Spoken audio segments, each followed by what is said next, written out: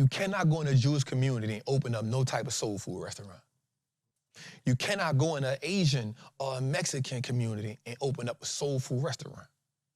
You cannot go in the Arab community and open up a fried chicken restaurant.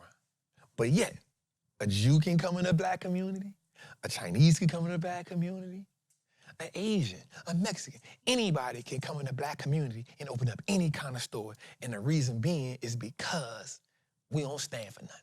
Atlanta's wealth divide.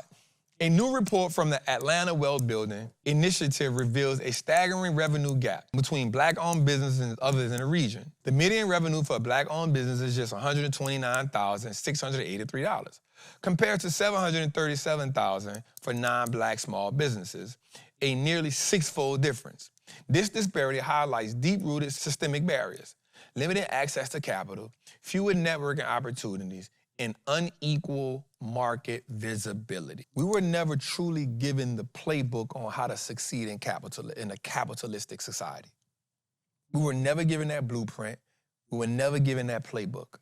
But yet and still, some way, somehow, we still ended up with a black Wall Street. We still ended up with a Durham, North Carolina. Every week we show Certified Trapper, the week somebody that became a millionaire, the first millionaire in Atlanta, the first millionaire to do this, the first stock, Reginald Lewis, and all these people that had it. So it's not what we cannot do. I also want you to understand this. There is so much power in black economics. There's so much power in black people understanding the power of money. That's why I talked about leveraging money earlier. There's so much power in black people learning how to invest in the stock market. So no, I'm not anti-white. I'm not anti-anything, but I am pro-hyper-black. I love black people. I love black economics. I love seeing black people get money. And the reason why, because every time they tell you, pull up your bootstraps and get it out the mud, you got to tell them, I'm the one that planted the seeds in the ground in the mud to build this thing from jump.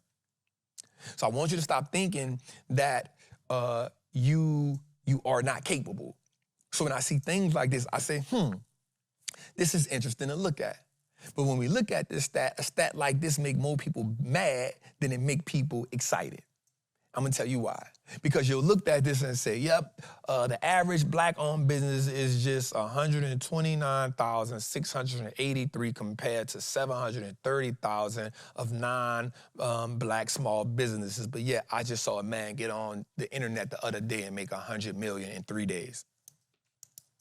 So I'm gonna say something to us. I think one of the things that we need to do, and I'm gonna be real with you, we talk about group economics, I'm not mad at it. We talk about unification, I'm not mad at it. But before you can do any of that, you gotta run your own race.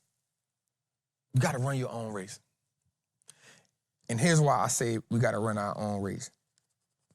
I'm not saying we gotta do it individually, but if you get a group of people and nobody knows how to do business, if you get a group of people that don't know how to do business, then that means that business venture is gonna be disastrous. We gotta heal the financial trauma first. So one of the things I love, and I like looking at that. So here's the thing. We did a whole lot with a little. I said this at Trap, I said this on the other day.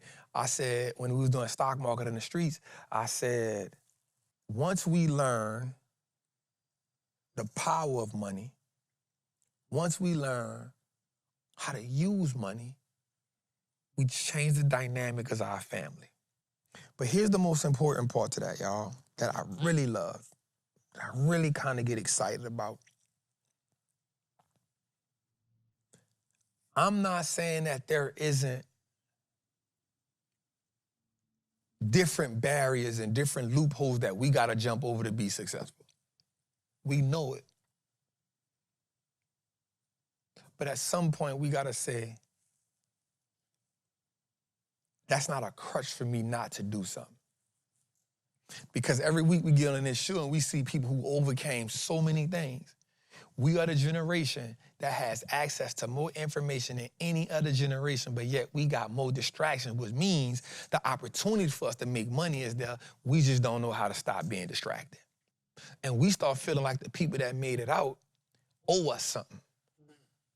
But I will say this, and I think this is for sure.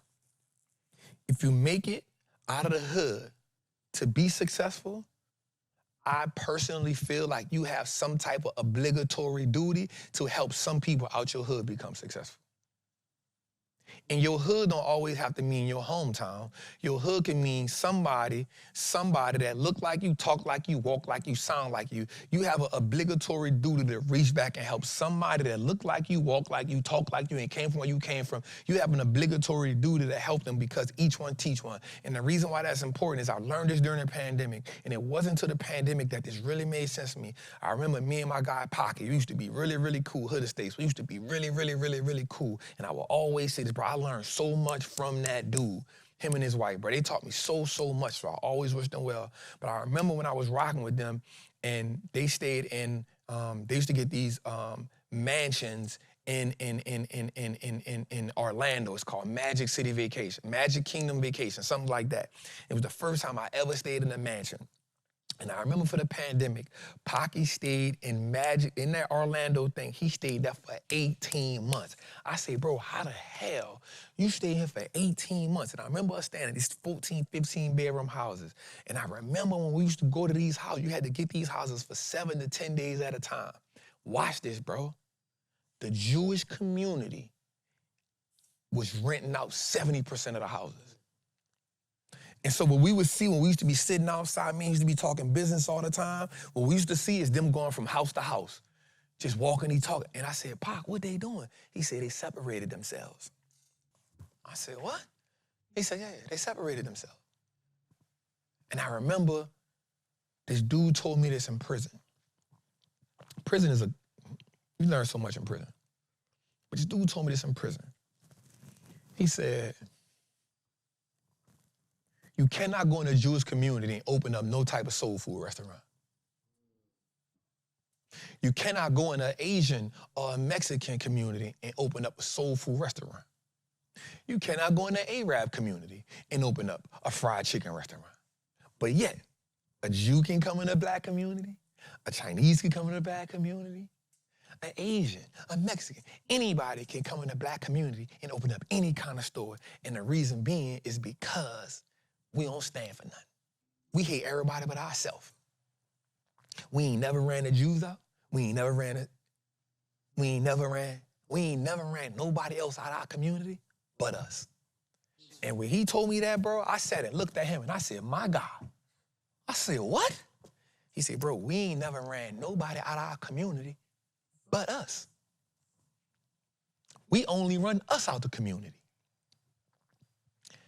And bro, that just made me think. I was just like, wait a minute. And so, you hear it, you like, man, that's crazy. Like, But it's powerful.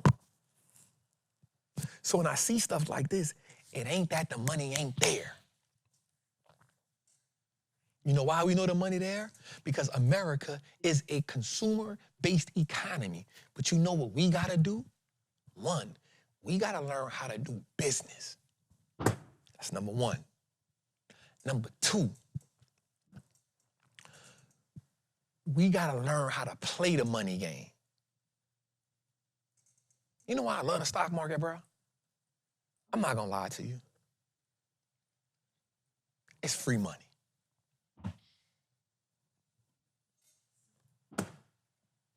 Bro, I promise you.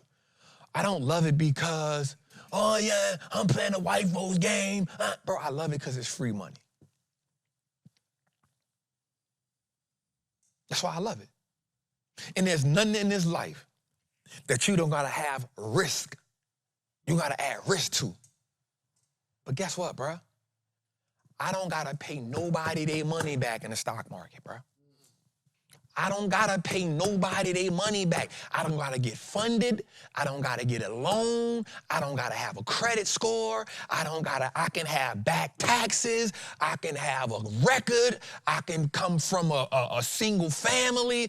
My mama could be an addict. My daddy could have been an addict. My daddy ain't had to be there. I could come from a family of criminals. Got convicted of whatever 17 times. I can be on death row. I can be whatever I don't owe nobody. All I gotta be willing to do is sit down, look at that chart, understand how to navigate my emotions, and be all right. And if I can watch this, it ain't even much about me losing. If I can win more than I lose, I'm all right. And guess what? If I learn a game, if I stay in the game enough to get past the learning curve, it's a good chance that I'm gonna make more money than I lose. So that tells me this is free money. So that's why I ain't never gonna go get funded. I'm not gonna never go tell nobody fund my business. You know why? They got a machine that print trillions of dollars every day. I just gotta be patient enough to say, hey, this how much I need from the machine? Bet. Let me learn a skill. I'm gonna go print it. I'm just keeping it real. The money is in the market. Our problem is because, watch me here. We keep comparing what we doing to what they doing. We keep saying the average median business is 129,668 compared to 737.